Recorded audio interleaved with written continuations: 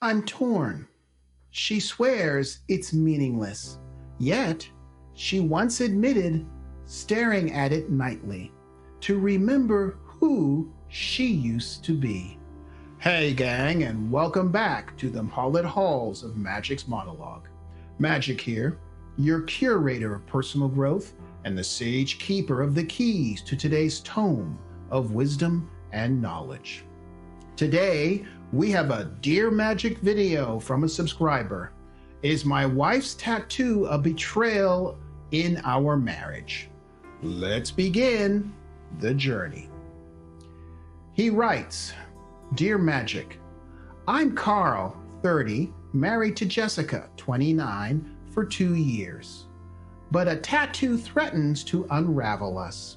We met when she was 25. So, you married her after 2 years? Slap to the back of the head. What are you, desperate?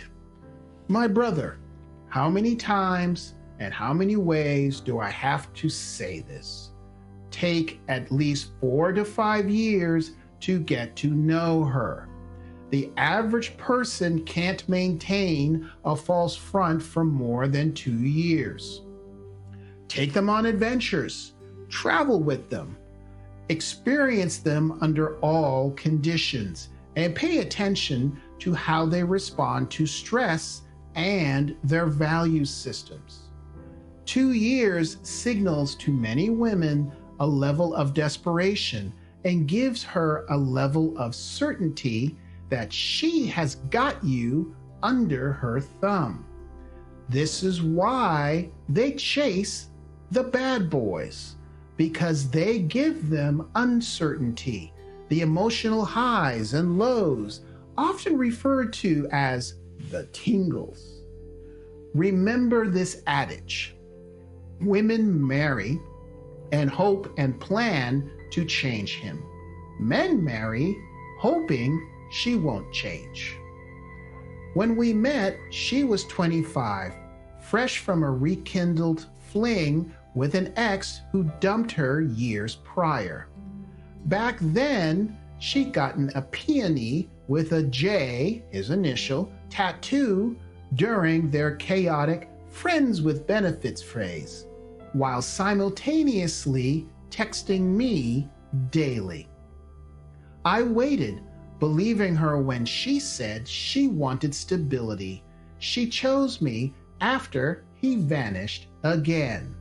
Wait, you waited for her to choose you? Slap to the back of the head. Dude, have some self-respect. Never allow yourself to be a woman's second choice. Or in your case, you were the beta simp guy who was backup plan and on the back burner. You were not her first choice. You are the stable guy who I bet makes decent money and who can provide a decent lifestyle. You know, a line from Dan Fogelberg's Old Lang Syne comes to mind. She said she'd married her an architect who kept her warm and safe and dry. She would have loved to say she loved the man, but she didn't like to lie. Our marriage had one rule. She would remove the ink. Let's see. You accepted being her layaway, aka friend-zoned. You then accepted her when she made you her second backup choice. You showed your desperation and gratefulness for her emotional breadcrumbs by marrying her. And you delusionally think she's going to follow your rules? Oh, you poor, naive man. 2 years later, it's still there. She blames finances, but I've seen her pause mid-dressing to trace the petals, her expression wistful. Worse, she got it during the first month of dating, a period she now calls a blur. It's called lack of accountability. I'm torn. She swears it's meaningless, yet she once admitted staring at it nightly to remember who she used to be. I don't want to erase her past, but this feels like a shrine to a man who treated her as disposable, and to a version of herself that still whispers doubts about me and us. When I mention removal clinics, she deflects. It's just skin, Carl. But it's my skin crawling when she wears tank tops, hyper aware of that J. How do I reconcile her words, "You're my future," with her literal mark of her unresolved past?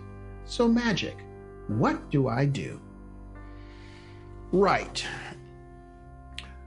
Before I get to what I think you should do, let me tell you what I think. Your wife's tattoo isn't ink. It's a loyalty test she has failed, and a shit test you are currently failing. By tolerating this shrine to her ex, you're signaling that her emotional dividedness is acceptable, and you are so weak that you accept this spiritual cuckolding she's put you through.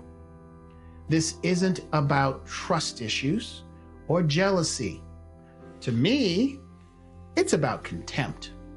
She's prioritizing a symbol of reckless passion over marital stability, which is probably why I always say don't play white knight, which is what you did. Then, when you bring it up, she gaslights you either by not having the money or you're jealous.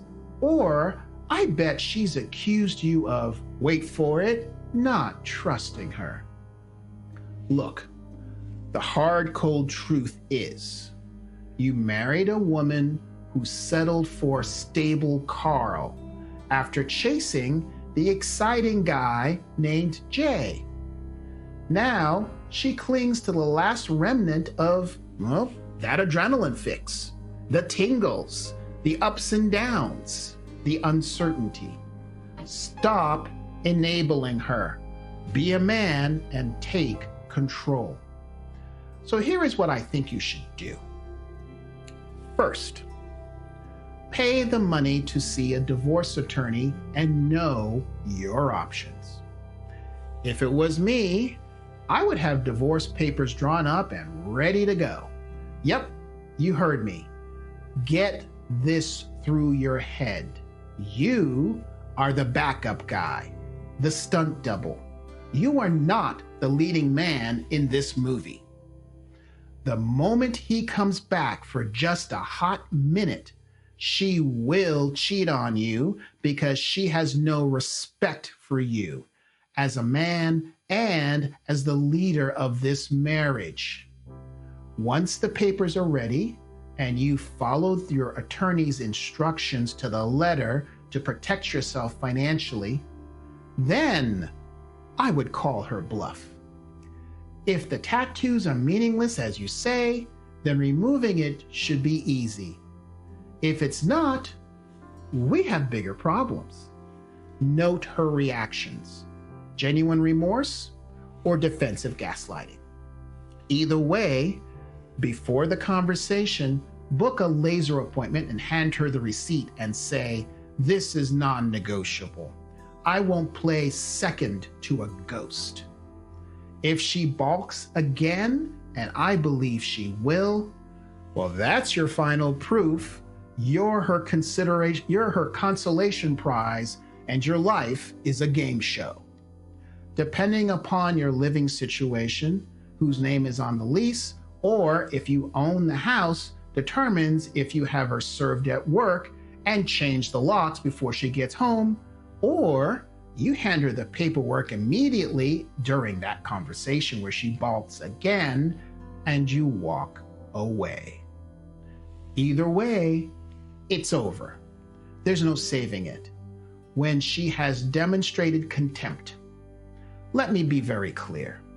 This is when they call you names, accuse you of being insecure, jealous, and attack your manhood. Do not respond to it. Then she'll most likely involve the use of social pressure, as women usually do. Block those people who call you to tell you you're overreacting and participate in her gaslighting. Finally, she will beg. Hell, she might even go do it. Carl, I need you to hear me. It doesn't matter at that point. The moment you handed her the paper, you dropped the bomb on her. There's no going back. There is no taking her back. Do not pass go. Do not collect $200. And do not give in like a little bitch. If you found value in this video, then help a brother out by doing 3 things. Give me a thumbs up, subscribe, hit the bell, and share this with at least 3 friends who need to learn from this channel. Confession is good for the soul and this channel. Send me your personal relationship stories to share, or if you see an article online you think I should cover, send the link to stories@magicsmonologue.com. Through this, you're leading by example, encouraging other men to rise higher and to live a life of passion, purpose, and prosperity. If you're on YouTube and want another video like this one, then click here to watch Is This Cheating? Girlfriend hides coffee date with her ex. And that is coming up right now.